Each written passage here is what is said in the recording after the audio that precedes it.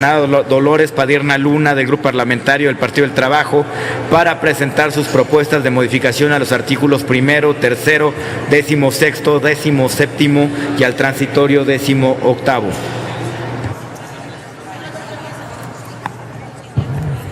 En efecto, señor presidente, en una sola intervención voy a explicar mis propuestas de esos artículos. Bueno, el primero, quisiera también referirme al tema de las gasolinas, porque la liberalización anticipada del mercado de gasolinas, según el Gobierno federal, tendría el objetivo de ejercer mejores precios, ofrecer mejores precios para los consumidores y terminar con los gasolinazos, como se decía aquí por el senador Preciado. Sin embargo, no ha ocurrido esto. Peña Nieto ha decidido una estrategia de ir aumentando el precio de las gasolinas en forma gradual. En enero de este año fue un gasolinazo fuerte y después cada mes fue aumentando.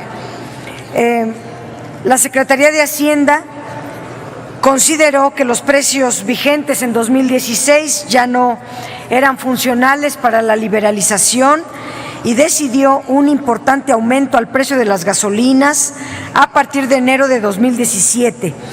Los precios aumentaron sustancialmente.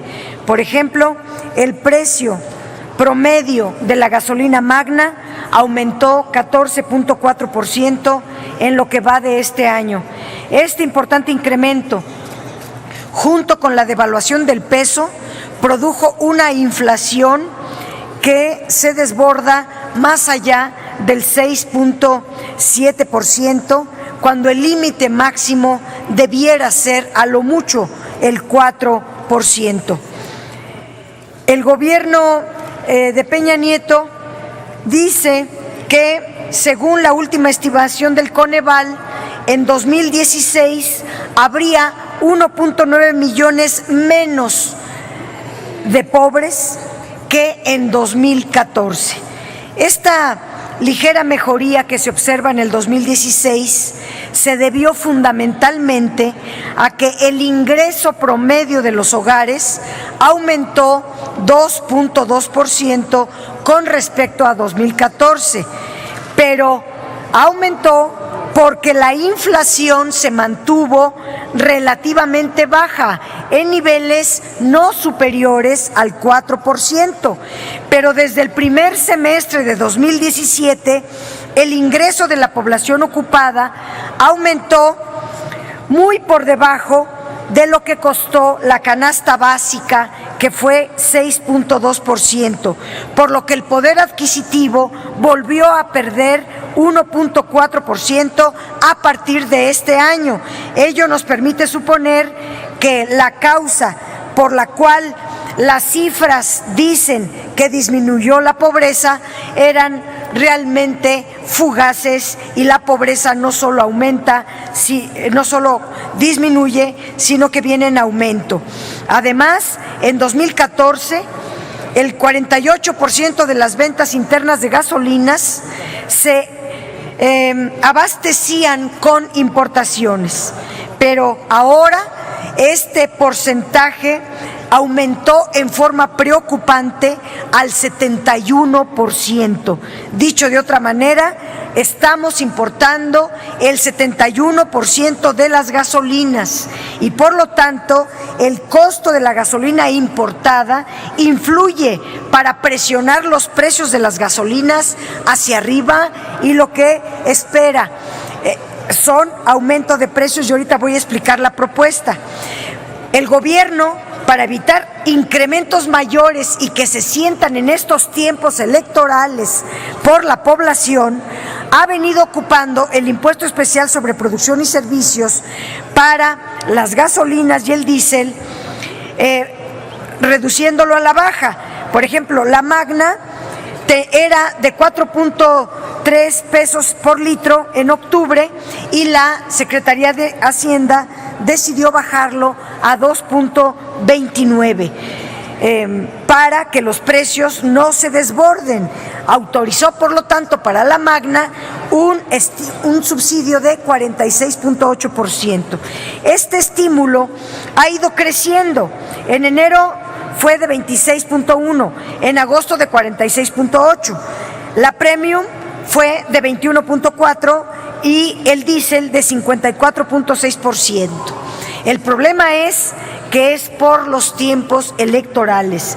Pasando la elección, el IEPS regresará a lo que marca la ley y los precios, más la presión de los precios de las gasolinas importadas, traerá nuevos gasolinazos. Por ello, la recaudación del impuesto especial sobre producción y servicios a gasolinas y diésel entre enero y agosto de este año se redujo en 40,272 millones de pesos con respecto al 2016, lo que significa una disminución del 25.2% en términos reales. El panorama futuro es incierto, ya que los precios al público dependen de los costos de importación y de los impuestos. Estas variables son las que están determinando los precios de las gasolinas, entiéndase bien, y no la liberalización del mercado de combustibles. En materia de precios de gasolinas a los consumidores, la reforma energética resultó un total engaño. Mi propuesta es que se mantenga el subsidio del impuesto especial sobre producción y servicio a lo largo de todo el año y no solo sea por mientras pasa la elección. Pasando a otro tema, dentro de los ingresos tributarios destaca un aumento que no se explica por 3,989 millones de pesos en la recaudación del impuesto sobre la renta. Y digo que no se explica porque en lo que se refiere al impuesto sobre la renta, aunque no hay cambios en la ley, en el 2018 aplica una modificación que establece el artículo 152 de la Ley del Impuesto sobre la Renta y el 96 de la Ley del Impuesto sobre la Renta, que se refieren a la inflación. Si la inflación crece en un periodo determinado más allá del 10%, entonces el impuesto sobre la renta a personas físicas debe disminuir. Y en efecto, si uno aplica esta disminución, dado que en enero de 2017 la inflación acumulada desde diciembre de 2013, cuando se hizo la última actualización, fue de 11.7, rebasando el 10% que establece la ley. Por lo tanto, procede la actualización de los valores monetarios a la tabla que se utiliza para determinar este impuesto. Dichos valores monetarios son los límites inferior y superior de cada rango de ingreso y la cuota fija a cada rango. Por ejemplo, una persona que tiene un ingreso de 10,000 pesos tiene que tener una reducción en el impuesto sobre la renta de menos 8.4%. Una persona que gana 20,000 pesos tiene que reducirse su impuesto en menos 3.1%. 30,000 pesos de ingreso debe reducirse el impuesto en 1.9%.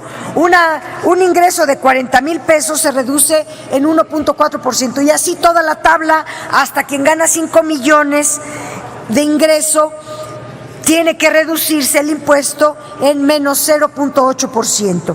Es decir, para todos los niveles de ingreso habrá una reducción de impuesto, lo cual implicará una menor recaudación.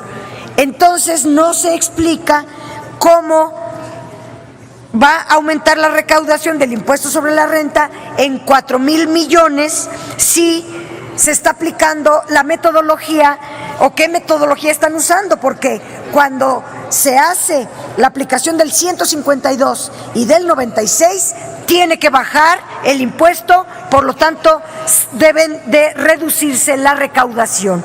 ¿De dónde salen los 4,000 millones? No explican la metodología que se utilizó para aumentar este impuesto sobre la renta. Pasando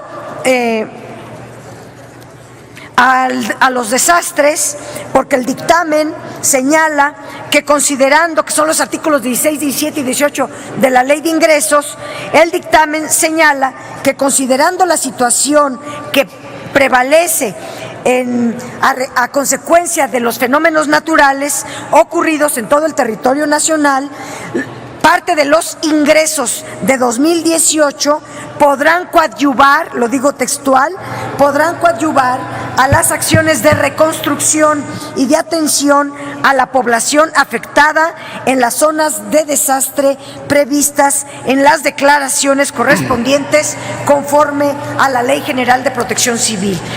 Pero este señalamiento hace suponer que los 43.292 millones de pesos adicionales que autorizó la Cámara de Diputados se aplicarán para las acciones de reconstrucción, que, de ser cierto, serían suficientes para financiar la última estimación del costo de reconstrucción que dio el gobierno, que dio Peña Nieto, que ascienden a 48,000 millones de pesos. Sin embargo, en el artículo no se establece que este dinero vaya a aplicarse a los damnificados.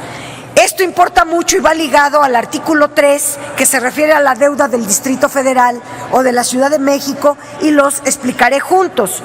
Se incrementa el monto de la deuda de la Ciudad de México de los 4.500 millones de pesos propuestos por el Ejecutivo a 5.500 millones. Y se dice que los 1,000 pesos adicionales a la deuda son para aplicarse en la reconstrucción. La deuda, se nos dice, es para la infraestructura afectada por los sismos. Ayer nos dijo eso la subsecretaria de Hacienda. Sin embargo, es la misma razón que nos da la secretaria de Gobierno de la Ciudad de México, que dice que el FONADEN, es decir, el Fondo de Atención a los Desastres Naturales de la Ciudad de México, que asciende a 9.700 millones, ella dice que 3,000 millones se está aplicando en la infraestructura afectada en la capital. O sea, 3,000 millones más 1,000 millones son 4,000 millones de deuda aplicadas para arreglar la infraestructura afectada por los sismos. Aquí la pregunta es, ¿cómo se va a atender a las personas afectadas?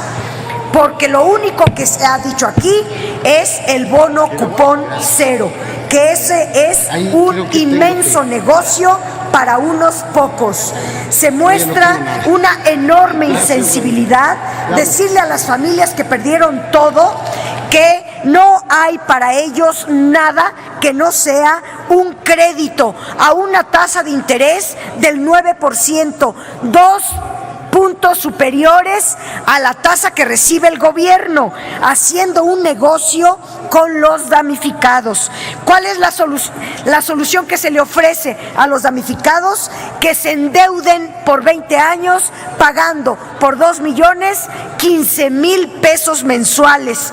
Ganan 10,000, ¿cómo van a pagar un crédito de 15,000? Esto es lo que yo llamo insensibilidad.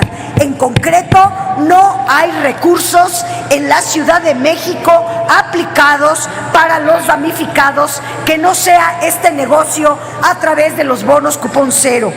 Y como el gobierno de la Ciudad de México ha dado una batalla loable para aumentar los salarios en el país, es que está consciente de que los salarios en México son de los más bajos del mundo.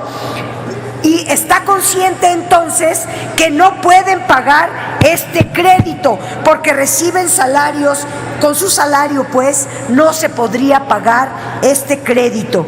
¿Cuál es la propuesta? Que dejen de hacer demagogia, que dejen de hacer negocio con los damnificados, que cumplan con la responsabilidad que les obliga la Ley de Protección Civil y que abran programas específicos con recursos fiscales para la reconstrucción de las viviendas en la Ciudad de México. Y hay otro tema importantísimo. Concluya, senadora. Concluyo, que se refiere a los donativos y a las ayudas que se han recibido con motivo de los desastres naturales. ¿Cuánto es? ¿Quién los dio? ¿Dónde están?